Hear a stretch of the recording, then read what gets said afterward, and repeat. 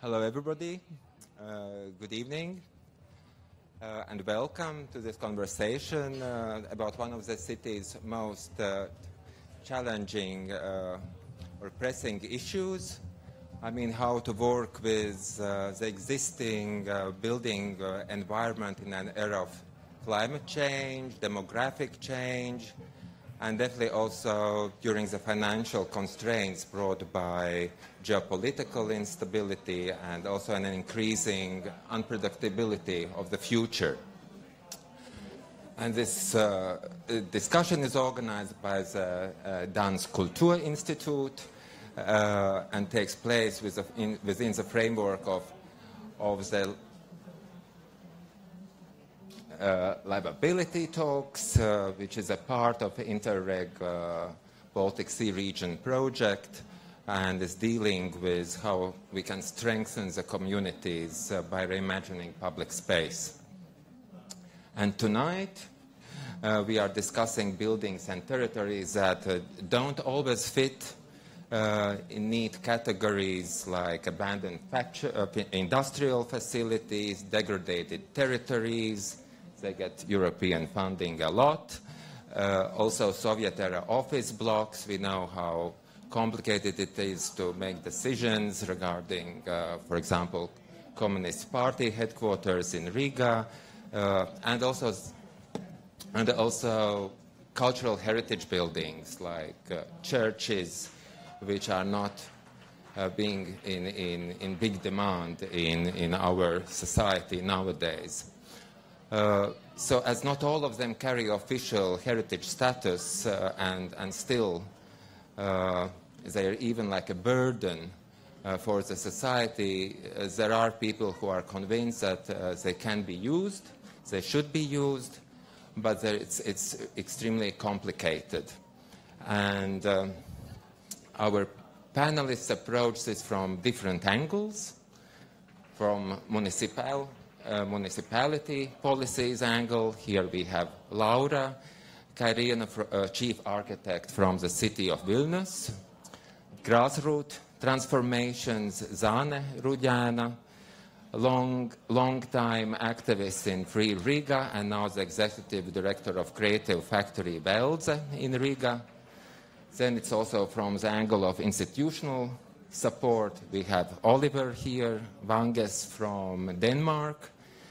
He's a development specialist working in the Danish Foundation for Culture and Sports Facilities under the Danish Ministry of Culture, and also from the aspect of design or architecture practice. And it's Reine Sliepiņš, architect, and in your portfolio there are an extreme variety of buildings, starting from Riga Castle Convent and Hanzas Perons, but also Valmieras Kurtuve, a heating house of Valmiera boiler room.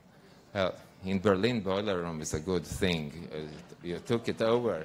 So which was turned into theater, and also right now working with Dialis Theater projects as well.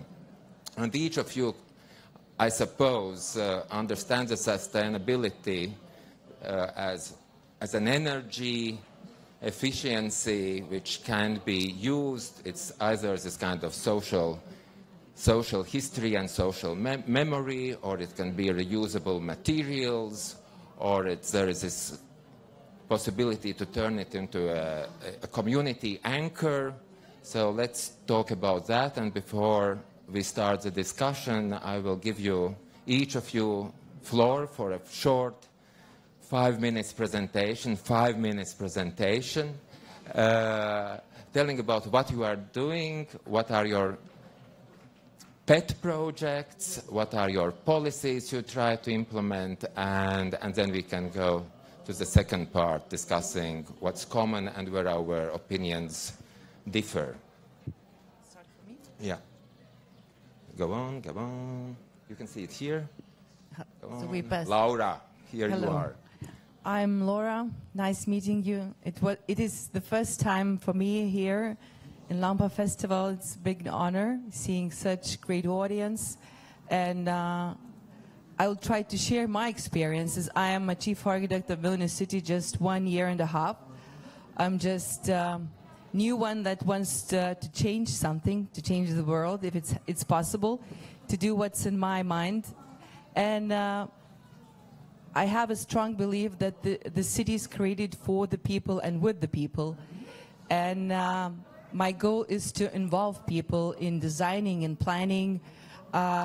Me with my team are working of attracting people in different platforms, real-time discussions, meeting architects, communities.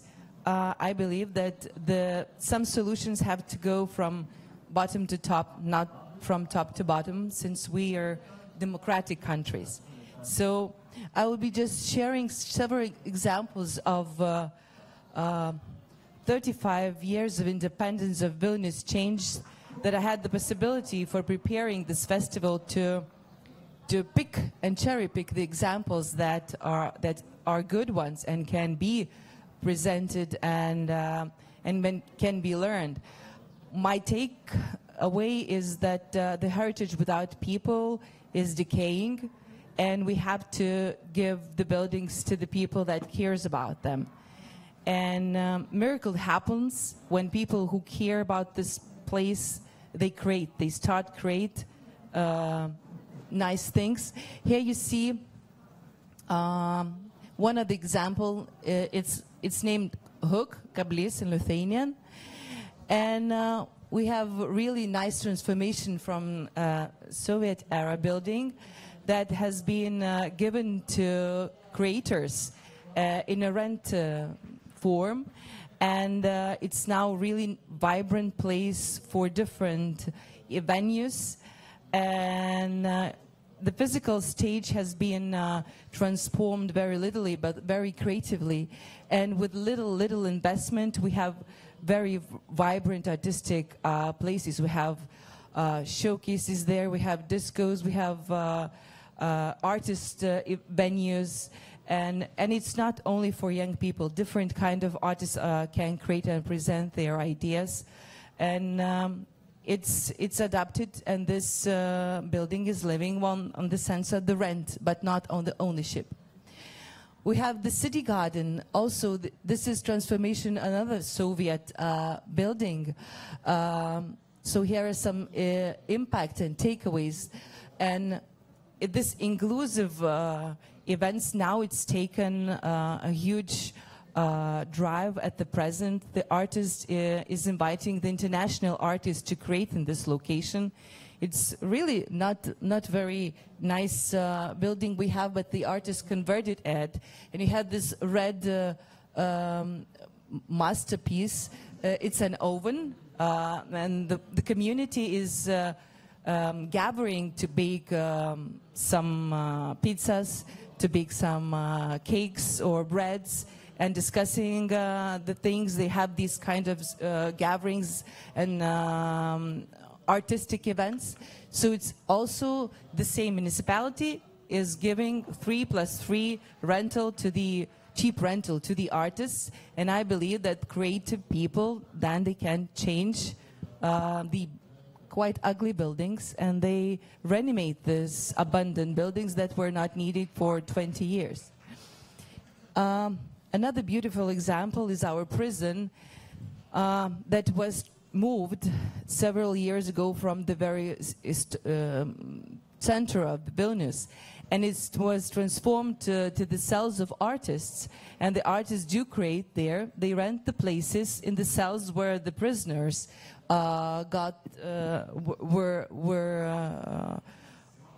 were there. So we have the concerts, we have political discussions there. We celebrate democracy there, where the prisoners was. When you come to Vilnius, I really extremely invite you to the excursion. There's a night excursion, there's a day excursion, to feel how is it dealt to be in the prison. And now it's extremely popular, and this contract is prolonged, and the artists still are creating. So it's different kind of artists, musicians, painters, they work there. Another nice example of hospital, of conversion of the big hospital, and also next to that Sapiega castle that is transformed to vibrant place where the startups create, and where the one house has been given to community, and they raise their garden, they educate the people, they cook their food, they use reused furniture, reused all the things. They do not buy anything new, and they learn about reuse and how is it important to talk about this recycling. So it's urban garden that is inspired by the community of several energetic people that do believe that it's important to gather in the community.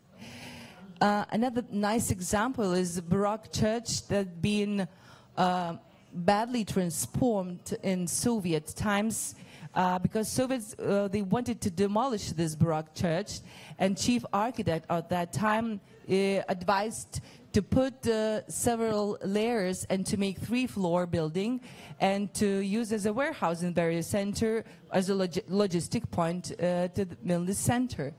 And after gaining independence, this building was abandoned, and Ministry of Interior took this without any knowledge how to manage this building. The church didn't take it, and the religious community decided to set the roofs here, and they started raising the funds. They fixed the roof, and we appeared the paintings. I mean, lots of things has been done in 5 years, and we have now vibrant place for church, a restaurant for handicapped people, and all the venues and events actually going. It's because of the community. And then our biggest urban conversion is Pilsētas, that has been transformed in 20 years. We have historical place of industrial area that now it's converted into vibrant quarter next to the historical center. The initiative was done by the municipality, who offered to make a master plan and to offer to the... it's okay? Okay, so we're running of several examples. I will share you later, and thank you for being a part of this. Thank you, Laura. Let's see who is in the Russian roulette. The next one. Press the green button. Reinis, yes, you knew that. I'm the next 5 minutes. Yes, good evening. Thank you for the opportunity. Thank you, Kaspars, and thank you. It's a nice company. Hope it will be interesting evening for you. And my name is Reinis Liepiņš. Es runāšu angļu valodā. It's not that easy to talk in English, but I'll try to tell about my projects in short, to understand why I have opinion, what I have done, and what is the things. So my short presentation is for heritage transformation. Riga Castle, Valmieras Kurtuva or Boiler House, Dial Theatre, and also one building near the castle. I'll shortly tell these things, and by the way, I will try to explain that point. And the first one is a formal boiler house, Valmieras Kurtuva. By the way, we just received a nomination for European Bauhaus, new Bauhaus. We are finalists. It's very square, so it could fit. Yeah, it could fit. Concept. It's a formal boiler house, and we made a theater. We helped Valmiera Theater to find a new home, and it's a really simple, cheap, and fast project. And what is the nicest thing is that this space, which was before renovation like this, it's you can by with architectural tools you can make a nice space from the, let's say, modest and simple buildings. Yeah, it's a good thing. The whole, that's in short, so I'm try to do my 5 minutes. The next, so we are office Sudraba Architecture. We are working mostly in a old part of the city through years, almost 30 years. And one of the biggest, of course, the biggest and most important state project, which I was, it was good for me. We won the competition to work in a Riga castle. Riga castle is the medieval building, one of the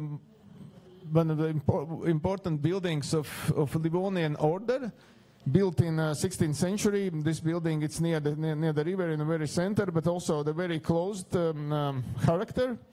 And we participate in the renovation part. So, in one of the, it's a huge project. You must come to see the castle. Now it stands empty without exhibition. It's nice to see the medieval spaces. It's a good opportunity. The museum is open without exhibition at the moment. That's the best museums for us. Yeah. And one of the things I have done myself is a design of the facade of the new windows of the castle. I was so scared, to be honest. It was already 10 years ago. I did the sketches of this window, which is. I will shortly tell the story. It's you can see the old sketch of the castle and how to tell the story of the history through the design. Yeah, it's possible to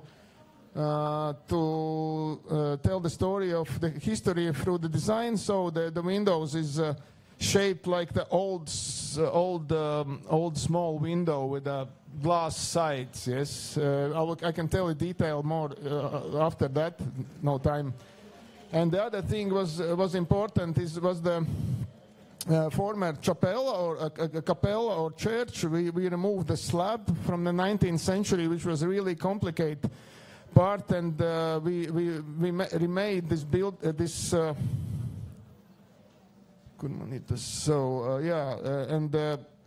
it was a constructional challenge, and to understand the medieval constructional principles and aesthetics. So the idea of the castle was when you do the old buildings, you have to formulate what will be the renovation concept. So our renovation concept is warm floors with the white walls, which was the overall concept, to understand how to connect different periods. Different periods you can connect through the white color.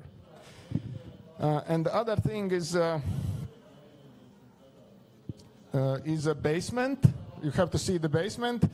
I put together these two pictures. On the right side, you see the basement after the renovation, when everybody comes down and see, oh, it's a nice space. It's nice that you have done nothing in this space, but everything, the technology is hiding under the floor. It's an expensive part, and it is. Yeah, okay. And you don't see the section. I like this most part, the ventilation system on the basement and on the attic, and sometimes you have to do some really strong interventions, and then other part is the same picture, and next to the castle is a 18th century. 18th century building of Christopher Haberlands, the architect, 1795, and now we're doing renovation, and it's a technical. We're doing 3D. We're doing manual renovation, and we put together how to present the work we are pretty skilled in computer technologies, together with the photo montage and etc. And also that is one part. That's why I put the main facade to the river with a veranda and. One more minute, please. Kā tur iet uz priekšu? Tā.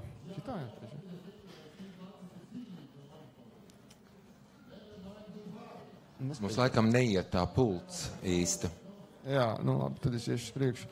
So, and the other was, I'm really proud of the same building is a basement renovation where we have, I developed technology for to deeper down the basement with a special foundation system without piles, much more cheaper than the piles and much more cheaper than other technologies.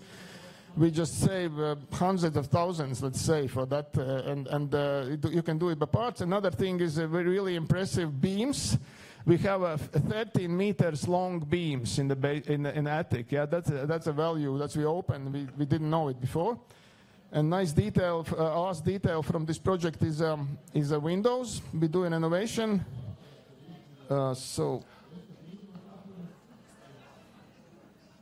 I think Reinis is using this an excuse to make the presentation longer. The other is Hans. Blaming the green button. This will be fast. Hans Perons, maybe you know. And the other thing is Dailas Theater. We're doing a new hall which will be finished in August.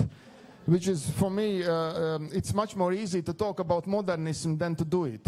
It's because it's a different technology. It's a concrete, and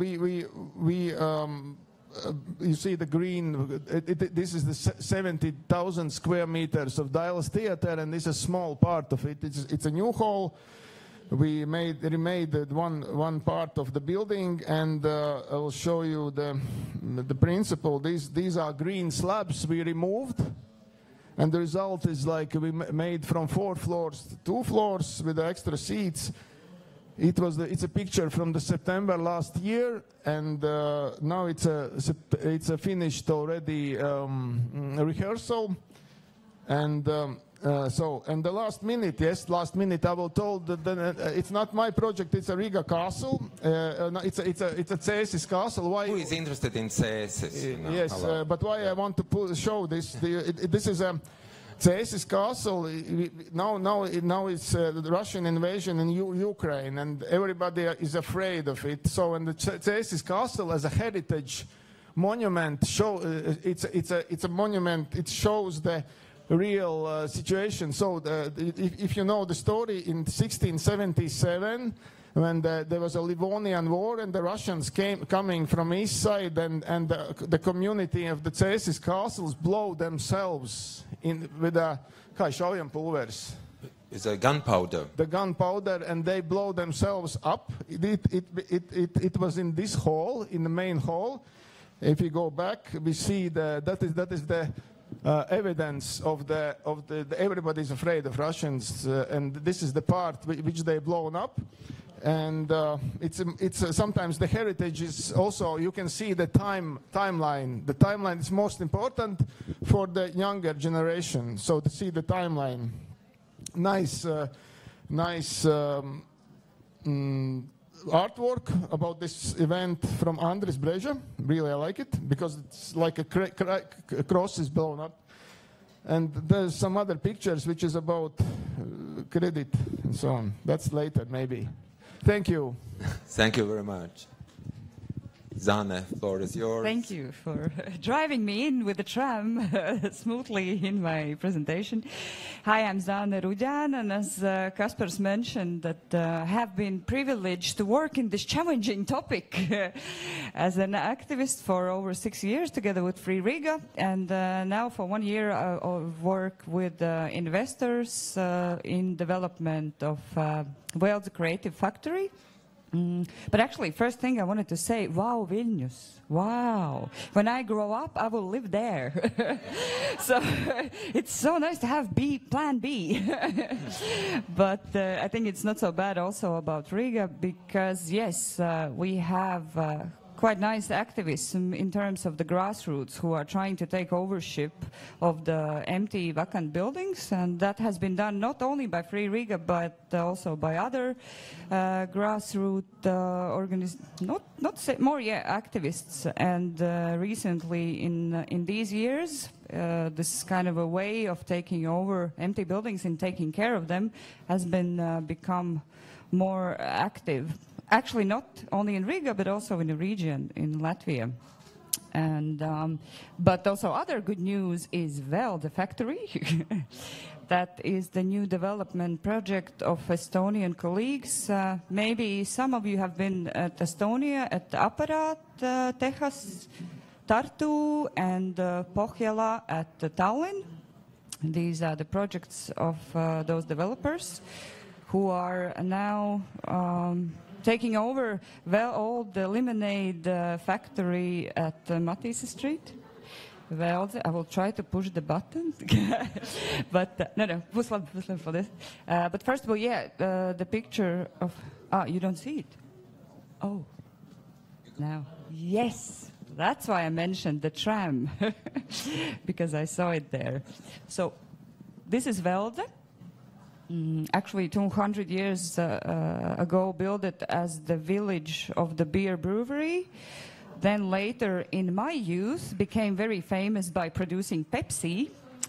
So if you come to visit us in excursions, you can actually smell 40 years old Pepsi. Yeah, we do that. We have them in the basements, and we give the possibility to smell them. And today, our plan is, what do you see? So the first slide is what happened in Velde in this year. A lot of demontaging and renovation this and there, because we are approaching the first phase when we create the creative factory. So all first floors will be open and accessible to the public. And then in a few years, we will build the next layer of this village by building several apartment buildings. What is the good news? This is not a typical gentrification. Don't be afraid. Our Estonian colleagues are with the great values, and really the idea is to create this living village at Riga. The small example of how, what is our renovation approach? This is our office, where we basically left everything we had, the walls, the electricity, and put some new installations by cherishing actually the former design that has been there for centuries. And these are also our famous basement attics, where you can smell 40 years old Pepsi, 3,000 square meters. The gossip is that it leads actually you to other sides of Riga. So it's the people say it's much more bigger than it is right now. This is me, this is boring. And then, for now we are open already for the events. And also we have boiler house as well, but I don't have a picture of it. So that was me in short. Thank you. Thank you, Zana. Oliver, last but not least. Thank you very much. And thank you for the Danish Institute for Culture for taking the initiative to share experience, which in my opinion is really, really important at this stage. And next step would be more formal collaboration, but sharing experience is really so important. And thank you for this opportunity. You probably don't know anything about the Danish Foundation for Culture and Sports Facilities. That would be really strange, but we're also unique in the world. As far as I know, we're an independent governmental organization, and we spend national lottery money to support first movers in the built environment for leisure activities. So not really big venues, but more like community events, or community activities, actually. So I'm going to focus on the big lines here. I'm not going to go into detail with any of the projects, more like typologies, and also pondering the question, how can transformation projects be a part of the meaningful answer to sustainability issues in the built environment? Because that's really what we think is important. How can this contribute to the way we build in the future? So we've done quite a bit of this kind of projects. So really nice old industrial buildings, and I think here in Riga there's an abundance of this kind of building. In Copenhagen it's not so much, but we've done a few, and it's really the trick, it's not really hard to get into a project like this, and it's also quite easy to attract investors because the buildings are just so attractive in themselves. This photo is from the Carlsberg Brewery, which was built outside of Copenhagen, but now is in the center of Copenhagen due to city development, and they're developing the old industrial structures. Also, we see a lot of train or tram workshops being converted, and still we have all this quality, and it's sorry to the architects, it's really not a big challenge to get something really nice out of this because there's so much quality there already. It's harder not to ruin it, actually. And now, as places like this can fit really well into new activities like street culture and really set the atmosphere for activities like this. So I'm just going to take you to our office, which is in the middle of Denmark in Funen, a small island. And these are exactly train workshops. And they have been converted. The big part of it is a whiskey brewery, and the front part is our office. And this is that's it here. That's our office building, and this is what it looked like before we moved in, and it was converted quite simply into a really nice office space just by really putting in a new floor and some acoustic elements in the roof. So having this kind of building that I showed in the start is really sort of what I would call first generation transformation. And now we are moving into second generation. And this is more tricky because there's not that much architectural quality in this kind of building. So how is it actually possible to convert this into attractive leisure facilities? And we were very much in doubt in our foundation, and for a long time we avoided this kind of project. But we took on this one, an obsolete windmill storage building in Jutland, which really didn't have much to offer. And with a simple transformation, or sort of medium transformation, it was converted also into a street sport hall, just with light elements, wooden elements, cheap materials, easy to change, and just using the original structures as well. And it's been a huge success, especially for the kids and young people that were not already active in sports clubs. So it's a new environment, basically, and with a new vibe. And this is what I'm trying to get at, that the value you get from building not for purpose, but in existing buildings, is something that you could never build for if you built for purpose. So all these informal areas, you would never build them in a built for purpose project. And that's the added value. And here's an example. I'm just going to take you quickly through this, because in our sports facilities, they are really bad at being meeting places for everyone. They are very functional, but they're really bad and not very cozy meeting places. So this converted space has really, with very few means, worked with the social aspect. So just in this picture, we have 3 different zones in and out of the activity, very close to the activity, the climbing and lying on the mattress, following your partner.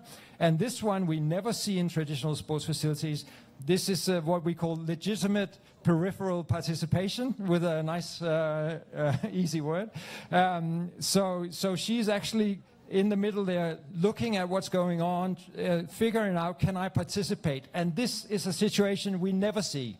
Either you're in or you're out. Here you can be part of the activity without actually being active. And then the traditional one, which is the cafeteria. So just with simple means, 3 different social zones. And that's, I think, really the potential. So it looks like this from the outside. So it's a big conversion from the first photo you saw, which was this one. And then just finishing off with a really big scale. Like sort of planning conversions. This is the industrial harbor of Copenhagen, the worst or most troubled real estate in Copenhagen earlier. And it was transformed into a recreational harborside when the industry moved out. And the biggest problem now is overcrowding. and it's really an answer to a lot of the needs of the city. Again, with simple means, and even at night, it lights up the harbour side. and contributors. Thank you. Thank you, Oliver. So now it comes to the second part, the discussions. And as we see, there are lots of possibilities how you can transform sites which are either abandoned or the functions are not anymore needed by the society which were there before. And Laura, from the perspective of a municipality planning, how do you evaluate the potential of an industrial site, church, or Soviet office building that has lost its original function? How or what role does location versus architectural quality or community needs versus financial aspects play in these decisions when you say, okay, we will work with this factory, but we will leave that one abandoned and decay? Yeah, I understand that active places in the city are much needed, and the decaying one and abandoned are the problematic places where the social aspect has their part, and we have to activate these abandoned places. And talking about Vilnius, it was never very much industrial city. Now it's not at all. And when this industry has moved out of the city or stopped being an industrial one, we have to rethink about the building and the sustainability. This word that is like a curse word nowadays. I connected with the rationality. We have the buildings. We have to make a mind how do we use them. And usually the heritage itself, what it is, it's really hard to deal with. Everybody think that it's a bureaucratical issue, how to make the papers, how to make the projects. And usually developers are scared of this, of these places. And more creative people, they see how to, from the different angle point of view, and municipality can empower the communities to start living this the places, because now it is like a first step. You give a startup, you put the function, whatever it is. It's sports. We have also sport facility examples, cultural examples. Then people understand that this location in the city is active, and then somebody who hadn't had imagination, they start creating next to that. So I believe that buildings need the people, because buildings without people are decaying, and municipality can give incentives to the ones that can create. So lower rental prices, just giving without anything, planning the master plans that, as I've shown you. And because there are lots of people that are searching for the places where to create and where to act. We just need to collaborate. And now, as a municipality, we're doing it very actively. We're connecting lots of stakeholders by understanding what's needed for the city, and we are sharing our buildings that we have. Thank you. And I wonder, Zane, do you have something to say about that? Let me ask, is there a risk that the creative people are exploited in this prototyping? And when you come in, you are coming from this grassroots movement of Free Riga. First of all, how you convince yourself that this is the case, this is a project where we will be on the same level with the municipality or with the developers. We will not be exploited. That will be a fair deal. And what is this sixth sense which tells you that, right, this is an abandoned space which is worth investment of the community or of the team you are putting together to take over the site? Well, firstly, I want to say again, Vilnius, wow.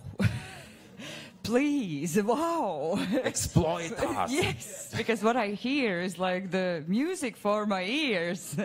Can we sing it here at Riga? Because it seems like you have really understand the essence of how to build the city.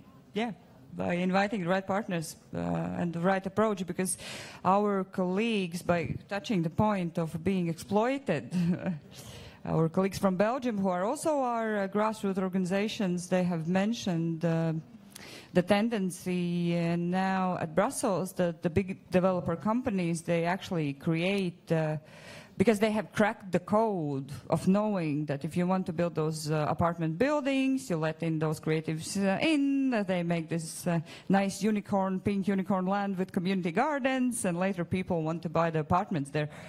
And the big developers now are actually even creating the fake NGOs or fake artist communities. They put the decorations like this pallet chairs and things like that, by kind of creating the atmosphere. So yeah, it's true, it's understandable that is the code, and actually we have to collaborate, and that actually also goes to the circular economy, how to bring circular economy into the city, because if you take the old abandoned building and you give the life to it, you already, that's the DNA of circular economy, and also if you engage community there with this habits of circular economy, you grow this new nation of people who are understanding these things. So it's, happy, proud, but in how do we choose the objects to not fall in this exploitation kind of we don't have a good experience with that.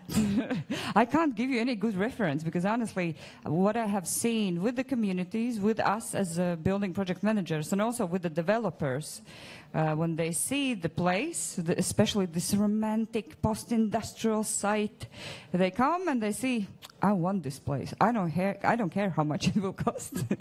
And usually it is this impulse of feeling surrounding. And honestly, from all I have seen, there is always this mistake with Excel. You always assess that it will be cheaper than it will be in the end. And obviously, there's any renovation work. It takes longer and it's more expensive than you planned.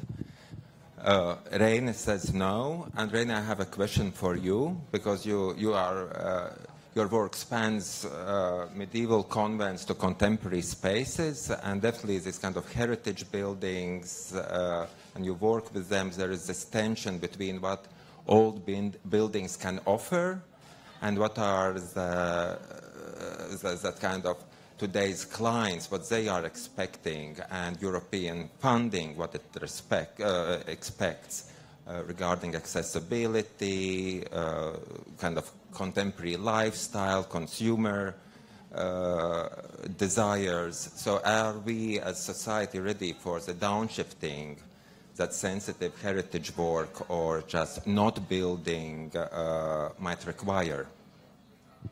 Understand Okay, once again, so when we try to revitalize old buildings, it comes to modern conveniences, that we expect hot water, tap water, we expect nice bathrooms, we expect good central heating. If it's a public building, we have to invest tens of thousands or hundreds of thousands in ventilation. Are we ready to say no to ventilation? We go for knitwear, or we are using warm slippers, or we take baths once per week. Are we ready for that? And if not, for example, how you argue. For example, I think a good example is Riga Castle. The state has invested millions, and at the same time, the museum at the moment is not accessible for people in the wheelchair. But we have beautiful bathrooms there. So how do you are we ready to use buildings in a different way, which doesn't correspond to our lifestyles, or we say, okay, sorry, this building is not going to be accessible? Yeah, it's a big question. It's a long talking. I don't know how to answer in one sentence, but wanted to say about the Riga Castle that the budget was 13 million for 6,000 square meters. It's not a big budget, but But it's a lot of square meters. Yes, how to use the space. I understand the question about, let's divide it in, for example, the big question is about the ventilation, which is the costliest, and it's always, you have to be I'm engineer. I would like to say I'm the ventilation engineer, and after that I am just an architect, because there's a huge problems connected with the ventilation systems, yeah, and I do myself the ideas, and then the engineers do it, but are we ready? Of course, we don't have to change the heritage, because we have to keep the heritage, not to change it. So we have to in my projects. So we always try to change as less as possible. And I think for apartments, no, we know all the apartments with the high ceilings, and of course you can do the bathroom in a corner somewhere. It's people are ready to do it. Sometimes depends on the client as well. It's not a free. I would say that is one of the problem with our Riga empty buildings. But sorry for interrupting you, but probably Latvian president doesn't need to live in a castle. Maybe he can live in a small cottage. It's also a question about the expectations, what a state official living standard should be. I would like to connect, if you talk about if the president have to live in a castle, I would like them connect how it looked like after the renovation, for example, because the president's part of the Riga castle is pretty, let's say, it's vienkāršots. It's simple. So could be maybe maybe it could be the scenario that if president want to live in a castle, then it could be somehow postulate the thinking, the ideas of the renovation, some controversial ideas, different controversial ideas. For example, this hall will remain without changes. There will be modern things, and that there could be a kaleidoscope of different solutions, for example, but this question is a really big one. You can do conferences about the castles. It's and the a small discussion about big questions. Exactly. Yeah. So it depends on how to about the bathrooms is the main question sometimes. Yeah, but I want to point out our empty buildings. Riga, you know that there's many empty buildings. One of the reasons is that it's not maybe they can ask architects to do some simple solutions, not the whole renovation. Yes, more simple solutions. That's what you showed us from Denmark, and also partly maybe let's spend money partly. Let's do the roof, let's do the foundations, and then maybe some toilets and this middle this patina, which is during the renovation works, always also are sometimes nice. Yes, not. I don't know about the money spending. This you can't turn your head without millions. It's not good. But there is a nice example we can compare. For example, this Stalin era culture house, which. And we compare it with VEF's Kultūras pils. There are two approaches how a heritage building can be renovated, and what we invest in those buildings. And finally, it's a good example. Finally, it's not somehow we don't have to finish something. Yes, it's also a mistake. Let's finish this renovation. Yes, we are the smartest persons, and we will go and finish it finally. Maybe you can. And then they finish it. Yeah. And then it's about a VEF about it. Yeah. Oliver, you wanted to say something about downshifting. Yes, I think the answer to your question, which is a very good one, is no, we're not ready. That's my general opinion, actually. So if the building regulation in Latvia is anything like in Denmark, it has been evolving over the years, and in a way that things have been added all the time. Added, so the walls are getting thicker and thicker, more and more insulated, and the buildings are getting heavier and heavier, need stronger and stronger foundations, and instead of calculating, we over-dimension things. So it's all it's all been a paradigm of adding, and I think we have to really leave that paradigm and have a revolution in the building regulations, and not expect to wear a T-shirt all year round when you're indoors, but actually, and I think that transformation projects can lead the way, because you have a different expectation when you go into a building that's been transformed, as opposed to when you go into a built-for-purpose building, and it's much easier to make this cultural transformation in a converted building, I think. So it's a big potential. I think there are two demographic layers which are most demanding. It's children and old people. They are always complaining about the room temperature.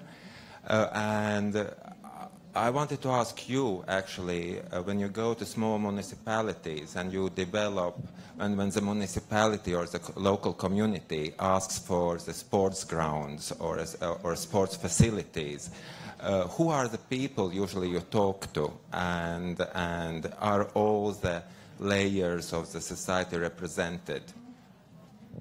That's a super good question. I can tell you it's the most homogeneous group of people that lead local building projects. They all look like me and you. They're male, they're middle-aged, they're probably rounded off the they're part of local life, but they are not representative. The most active group, physically active group in Denmark, are 70 years plus. 70? 70 years plus. They're the most active groups. And also women are never part of the groups. And that has meant that we have been building facilities for men all the time. Not out of bad will, but because we were really bad at imagining what the others needed. So representation in these groups is adamant. It has to. It's so important. What do other groups need from sports facilities? Well, they have to be part of the actual development of the project.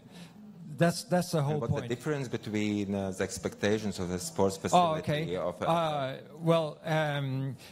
We know there are differences. For instance, in choice of activities, in sizes of courts, in quality of build, in cleanliness. There are lots and lots of differences between the different user groups, and they all have to be taken into account. And it's not that difficult.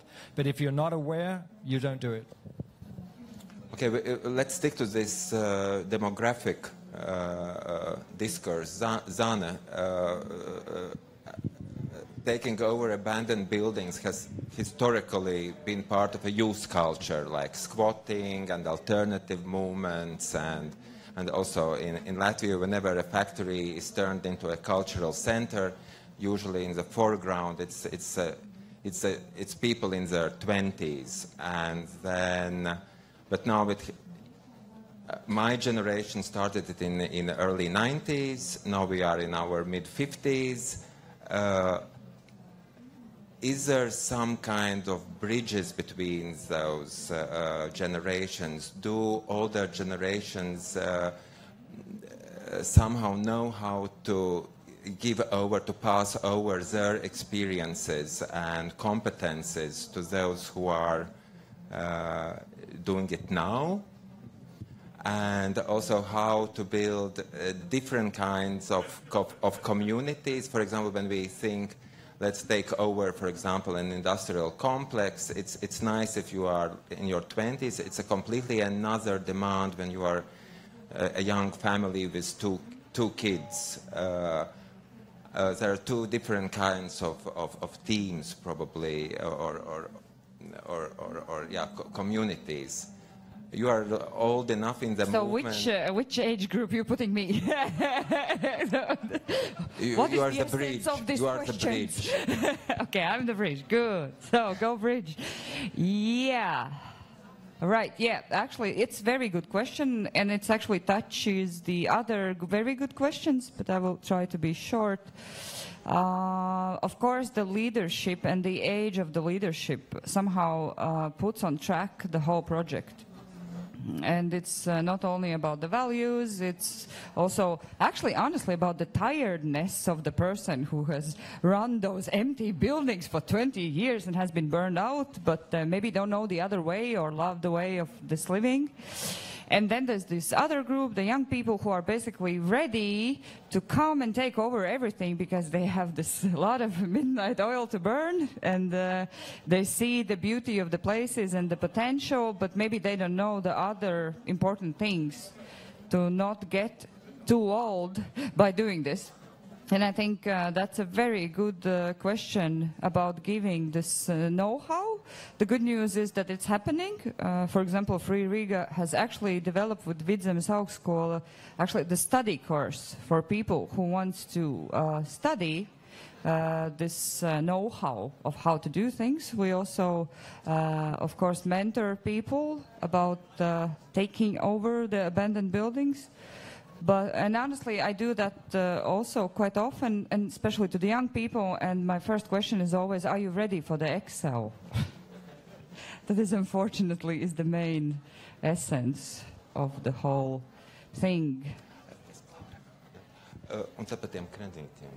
Laura, I wanted to ask you, can you point to examples in Vilnius where the generation of abandoned buildings were driven not by young activists, but let's say not by Zoomers, but let's say, for example, people in their 40s, and what is the difference? And let's say, for example, well-connected and financially established, and what is the difference?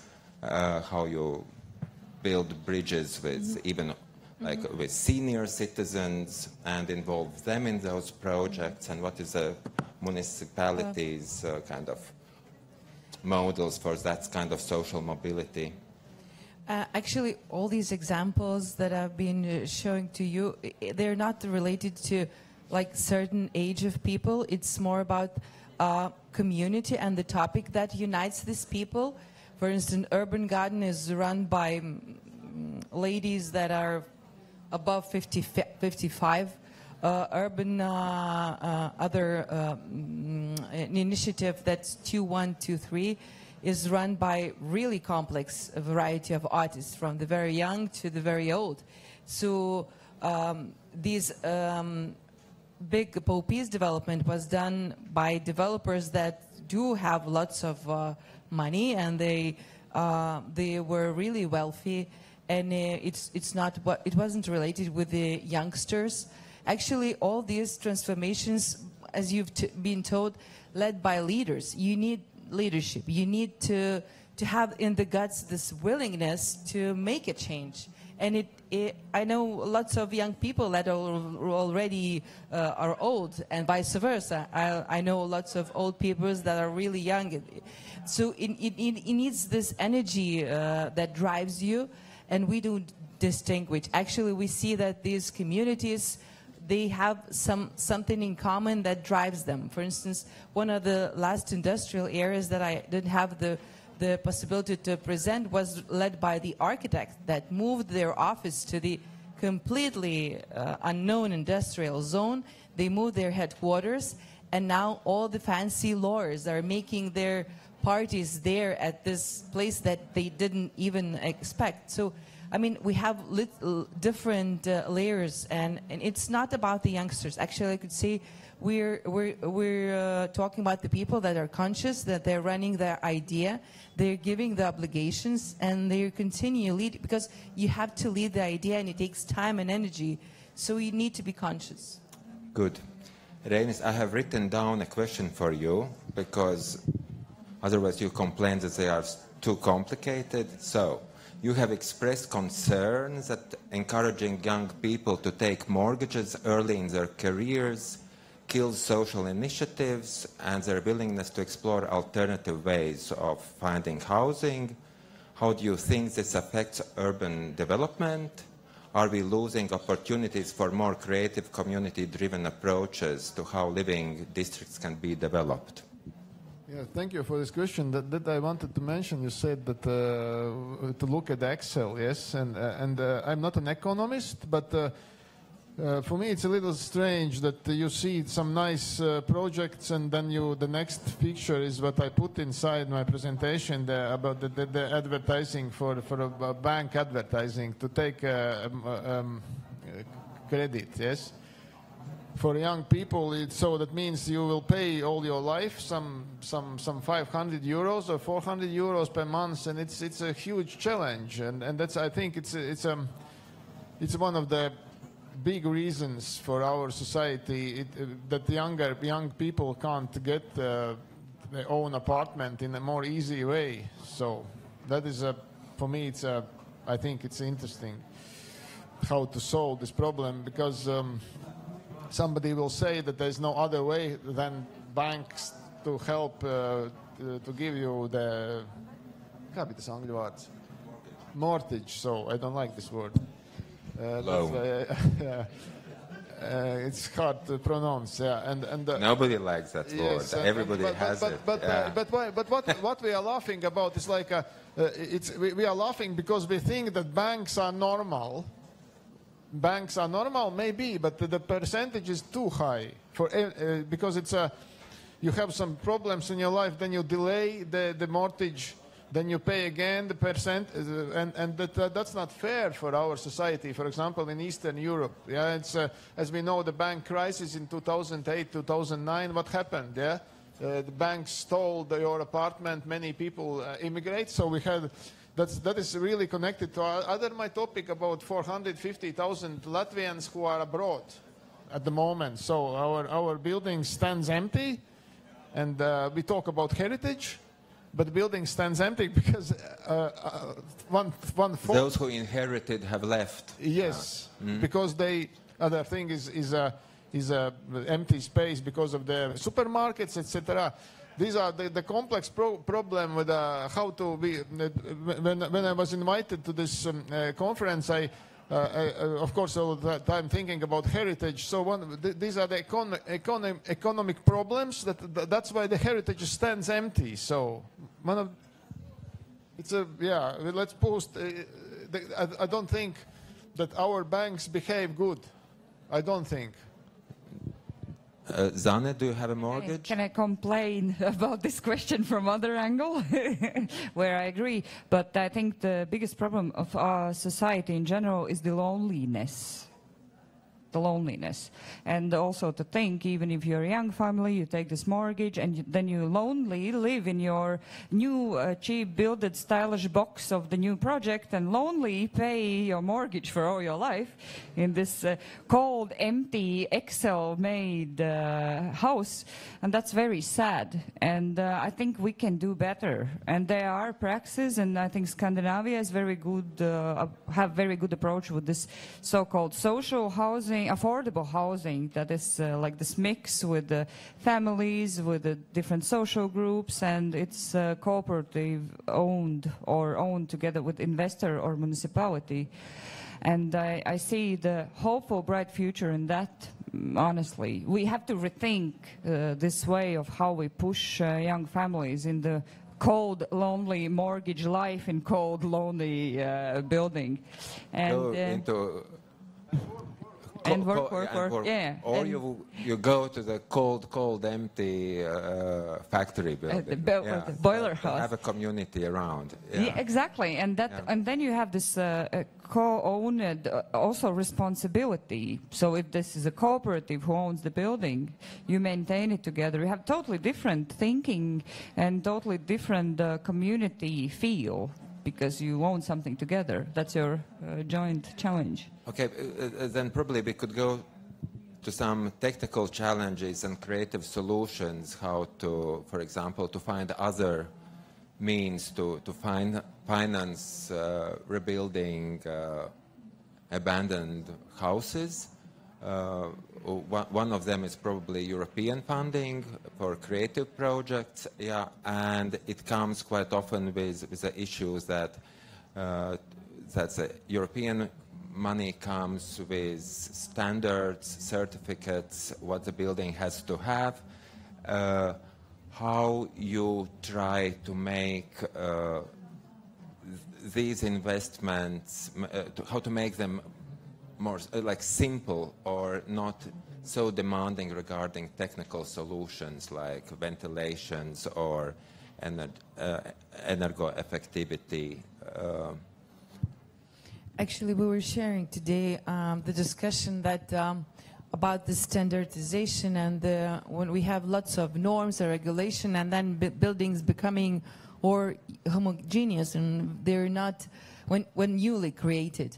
And that's the beauty when you don't have reconstruction, you do not have to have a building permit.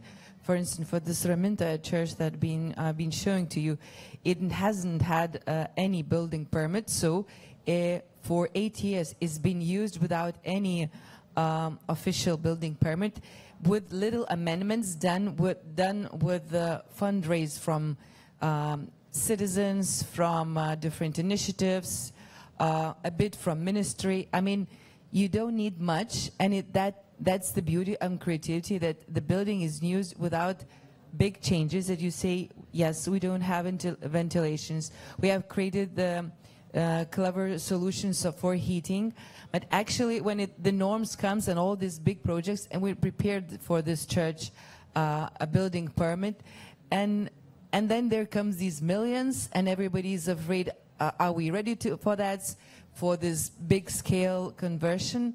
But actually most of them that can function in more simple way, but as a heritage, sometimes they need really big injections because they're suffering for big problems. So it depends, but actually Vilnius is not receiving European funds a lot, so we're trying to cope by ourselves.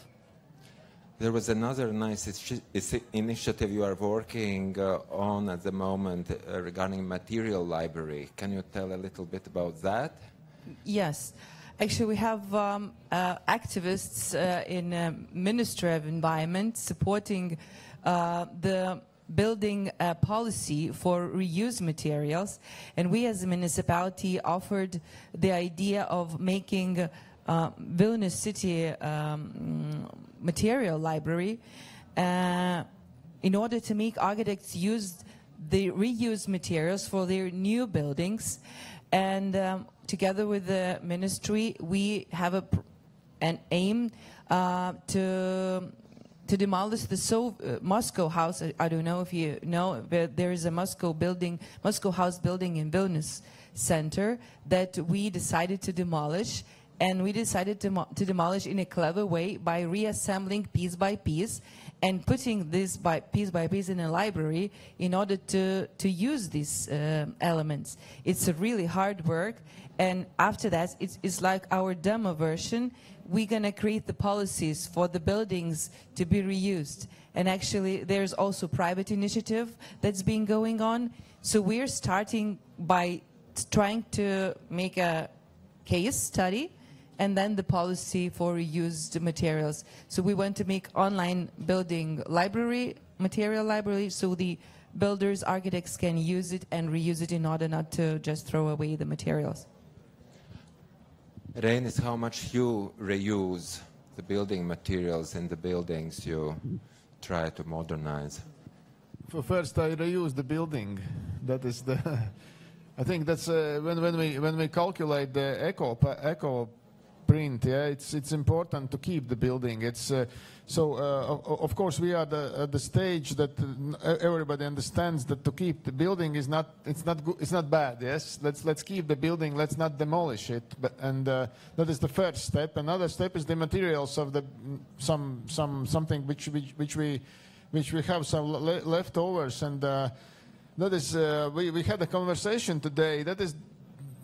In my experience, it depends on the builders. They don't like this. They are not experienced in this, and they have money in their hands in a means. So they have a contract with the client. So they have a fixed sum, and they want to work really fast. Because one problem of this reused materials is that the building site is expensive itself. So it's expensive to keep the building site, you know, all the wagons and the toilets and the cost. It costs. So they're all the time running, and I'm like don't throw this away, don't throw this away, and they are like becoming so. But it's not in the project. So, and that means we have to develop. Maybe if you look from the institution point of view, we have to maybe develop another part of the project, which is the material library thing, for example. But it's that is maybe we can list. We did it in a castle. We did it in this Anglican example, and for example, in Dānijas theater we reused the tiles, we reused many things also from the concrete as well, but it's it takes time, and it's you become the trapped in this situation because you have a building. For example, in Dānijas theater we have to finish in August, so it's 1 year. It's you run like crazy. That means that there could be some help from institutions maybe to help to divide these materials, to put it somewhere. Otherwise, architects are always guilty, you know. I have an idea to keep something.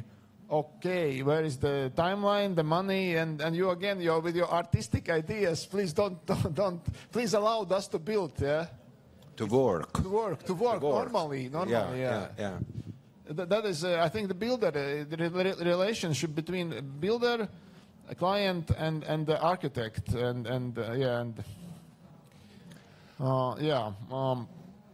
When it comes actually to designers and artists who also want to work, Oliver, I have a question regarding, for example,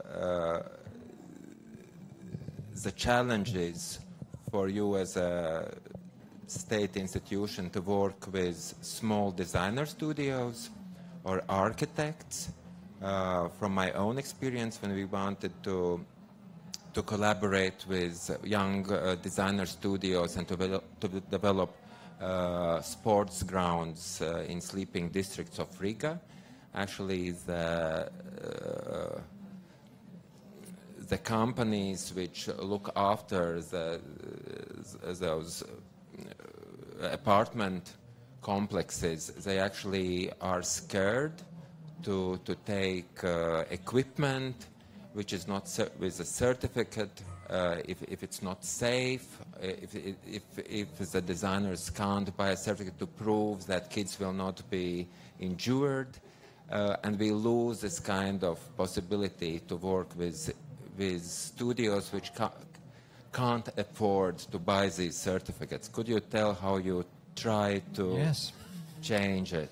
I think as a national governmental foundation, we have an advantage in actually supplying a bit of security into the process. So we can work with the local project owner and say, let's go with the young startup, and then we can associate them with maybe a more experienced projecting office.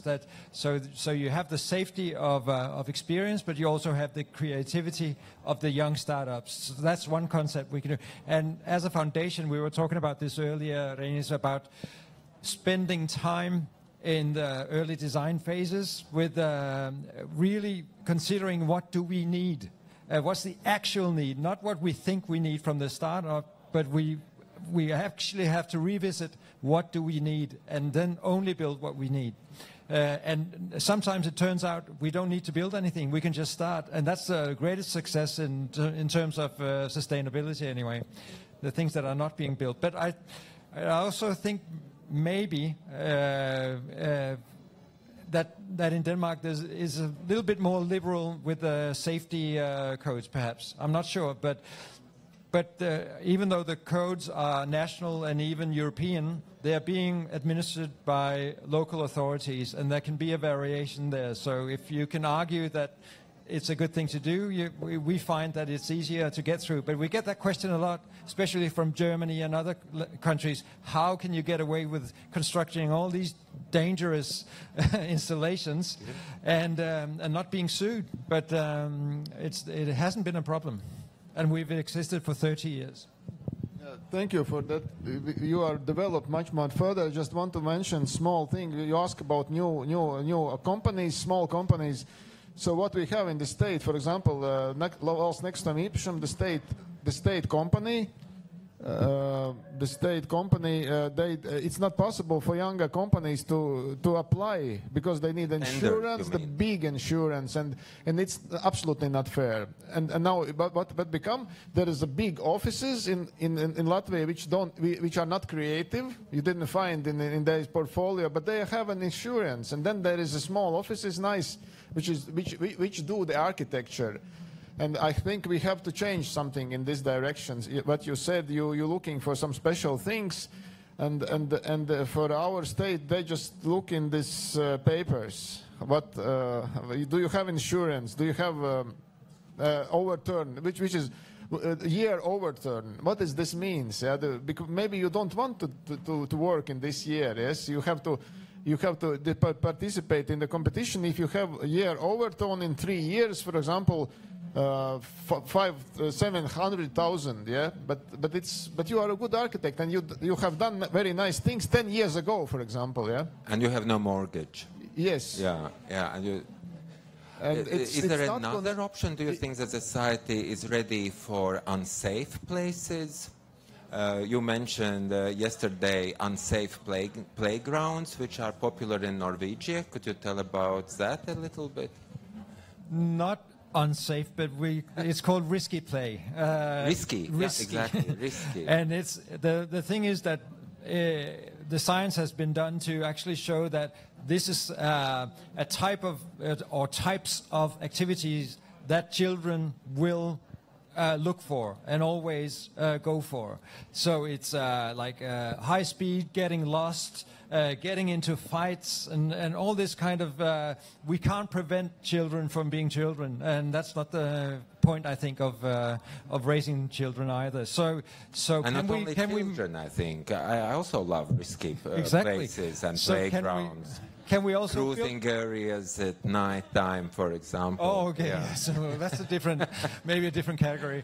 But can we build the environments that actually stimulate this kind of behavior, which is super interesting? It's about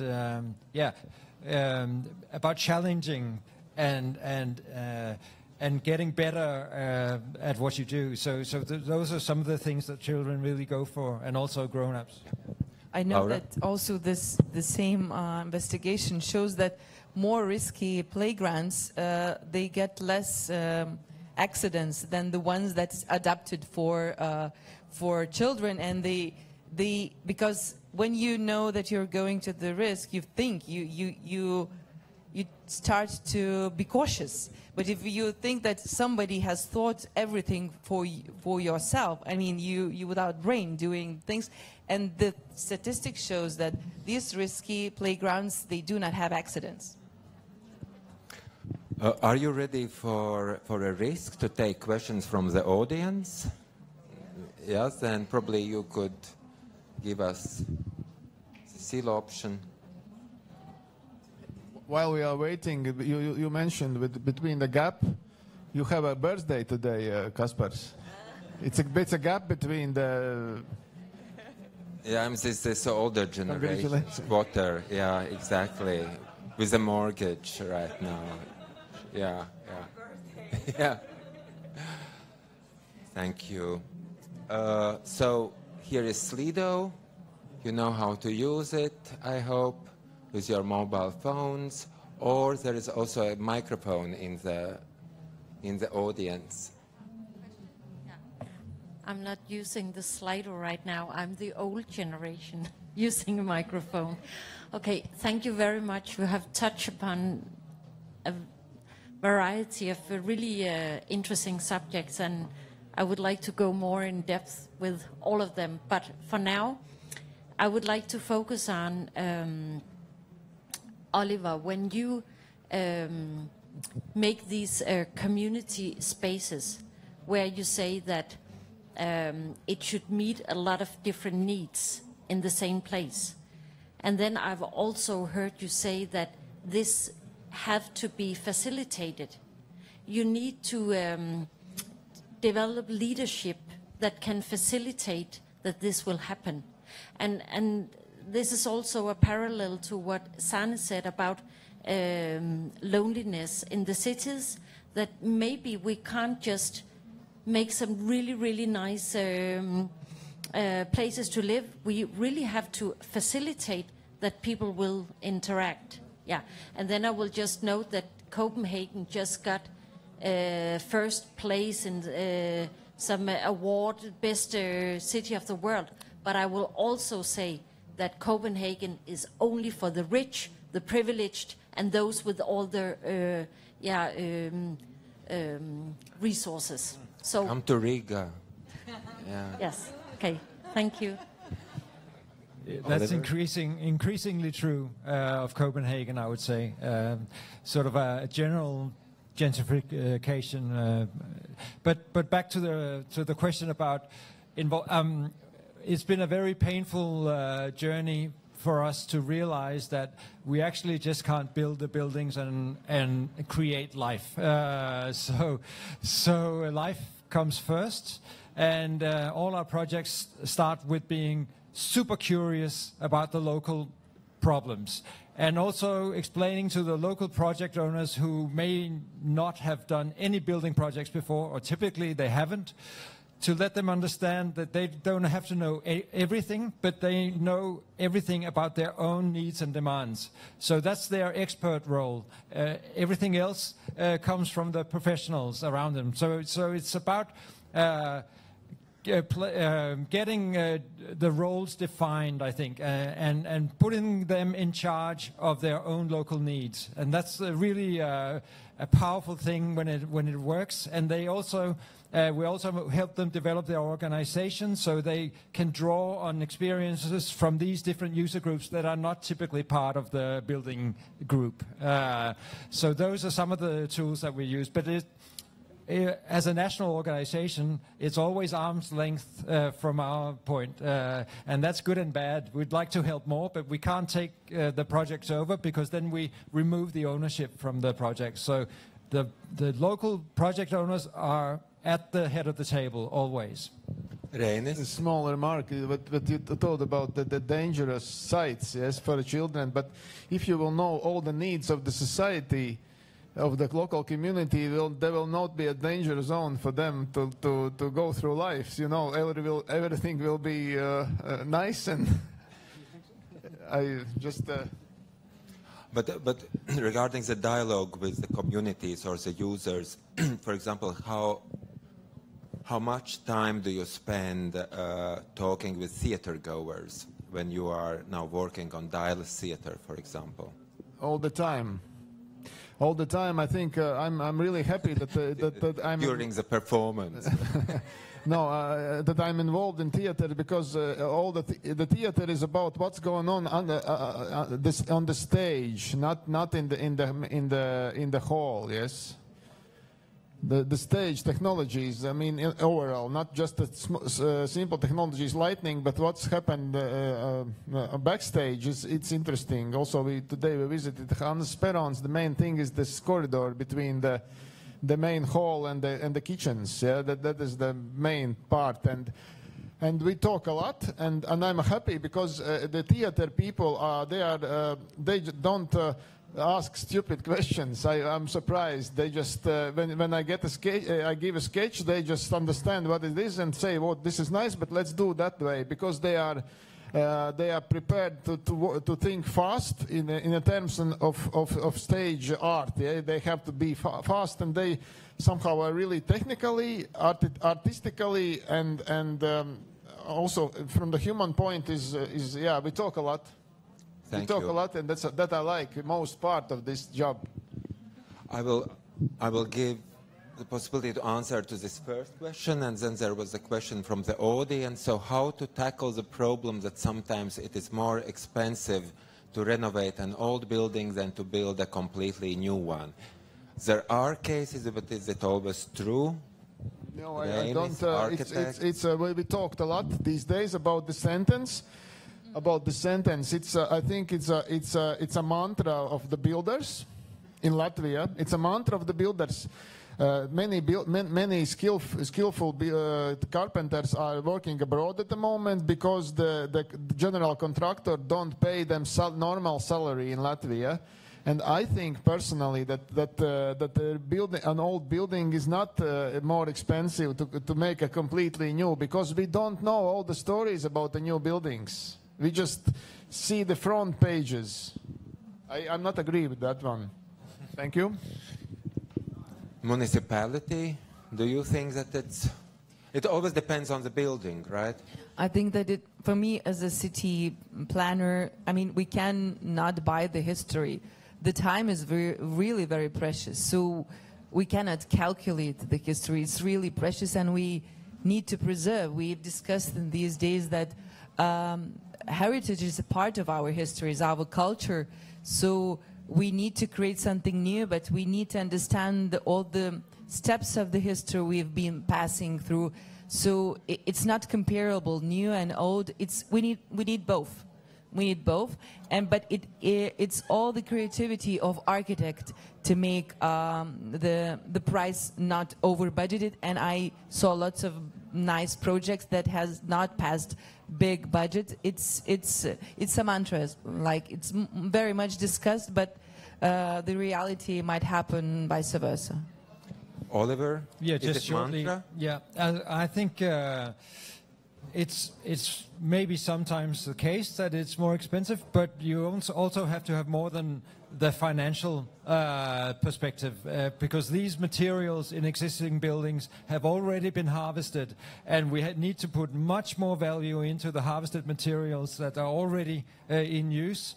So for us as a foundation, it's not about saving money for us. We're happy to put in money in transformation projects, even though they become quite expensive, because the materials are there, it's more sustainable. Yes? Yeah, thank you, Kaspers. Jonas, maybe I should mention this respect, LU lecturer, also Rīkotājs lecturer. I need to take up the ball that Zane was playing to me with ice. I mean, I'm co-founder of Free Riga from the very beginning, and I was back then, 48, 47? So I'm turning 60 this year, and I'm not anymore actively involved in Free Riga. I gave up on that, but around me are several generations of Free Riga that I worked together with through all of this time. So, I mean, I feel a little bit in this moment obliged to really say that. I think we are running very successfully in Latvia in this respect. And I hate to always pull out these sorry DKI, but there is the big Denmark and the big Copenhagen. I think we are big Latvia, and we are doing fucking good in certain things, and we should really appreciate that sometimes. Especially also when I'm considering what is directly sitting next to me, my just recent master and bachelor students from Rīkotājs architecture, and what we have been working on together was very much exactly this: how do we actually work on the communities? How do we actually talk with the recipients and with the users and the ones who own everything? So what all you have been talking about is nothing else than community work. It's all the time coming back to community work. And as being somebody who's for 30 years doing community work, I feel that there is this, and living 25 years in the Baltic states, and sorry, it's not only Latvia, it's a post-Soviet issue. Sorry, it's really like Lithuania, Estonia, it's all over, it's even in Poland, you find it everywhere. And the central issue is trust. The cooperatives you are looking for, they need trust. I don't build up a cooperative to build a new house when I have no trust in you, Pilsētas, to actually build the house together, or the street. You are very much on the streets to do something. So if I have the trust in the community and I build the community together, then I also actually have a successful outcome. So less of a question, more of a comment. Thank you very much for super discussion. Thank you. Maybe one more question from Silo. We have 2 more minutes. And Zane, I think we talked about that yesterday. It's about this. What would you like to see more from national and local policymakers in terms of old building abandoned spaces? And you mentioned that having worked in Free Riga or in with community projects, that you know that there is some kind of timeline of every community which starts to regenerate a building, that there are, like in any relationships or marriages, that there are, in 2 years comes the first crisis, how you redevelop that beliefs in each other or trust. So can you imagine that the municipalities could counsel people who would like to take care as a community for old building or abandoned industrial complex? I didn't understand the question. What's going on with me today? Oh, You're so doing sorry. great. The last sentence. We talked yesterday about the counseling, remember? Or coaching, about the coaching. Yeah. So what municipalities could do to coach I see your teams? point. Okay. So, about the municipality at Latvia, I think the most important is not only in the municipalities but in the government level. Firstly, to recognize in legislation what means the temporary use and all this kind of to recognize this approach of how to doing things.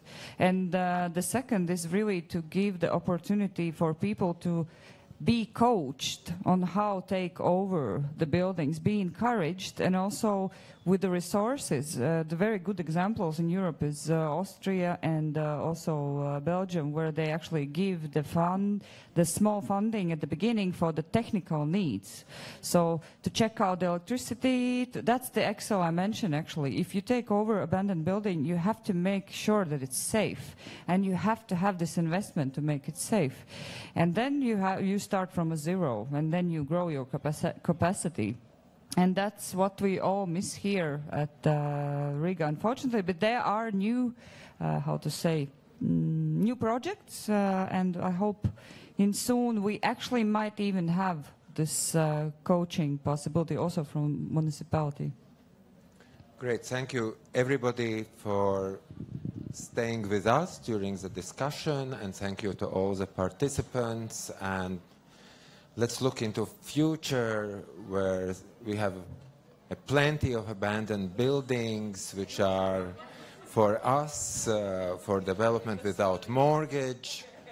And if you run out of them in Denmark, you are welcome to Riga. Yeah, thank you.